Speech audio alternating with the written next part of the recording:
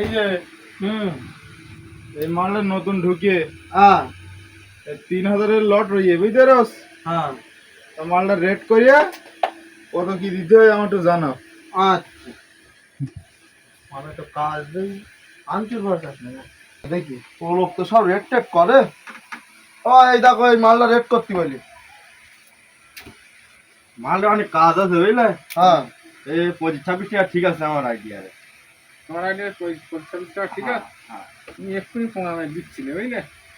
শোনো আমি হিসেবটা করে দিচ্ছি, হ্যাঁ তোমরা হিসেবটা মিলিয়ে না বুঝলে। আচ্ছা বেলটা 8 টাকা ধরো, হ্যাঁ আর দুটো ব্যাক পকেট 4 টাকা করে 8 টাকা ধরো, 16 টাকা 16 টাকা। আর খেলায় 3 টাকা, তাহলে কত? 19 টাকা। 19 টাকা। আচ্ছা দুটো সাইড 4 টাকা করে 8 টাকা ধরো, তাহলে কত? 19 আর 8 হ্যাঁ 27 টাকা। 27 টাকা। আর ফকটা 3 টাকা ধরো, হ্যাঁ 7 আর 3 30 টাকা। 30 টাকা। আচ্ছা হ্যাঁ। এবার দুটো পার মৌরি হ্যাঁ। 4 টাকা করে 8 টাকা ধরো, তাহলে কত? 30 আর 4 8, টাকা করে 8 টাকা। হ্যাঁ তাহলে কত? তাহলে 38 টাকা। 38 টাকা। এই মালটা 40 টাকা বলবো। হ্যাঁ আচ্ছা 5 টাকার ডাকো। তাহলে 40 টাকা। এইটা ফাইনাল নাকি? হ্যাঁ ফাইনাল।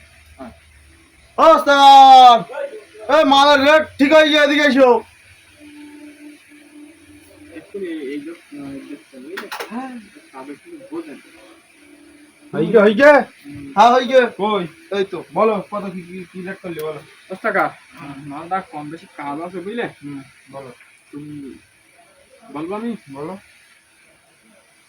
40 টাকা দেবো। কত? 40 টাকা। মালের রেট নাকি 40 টাকা।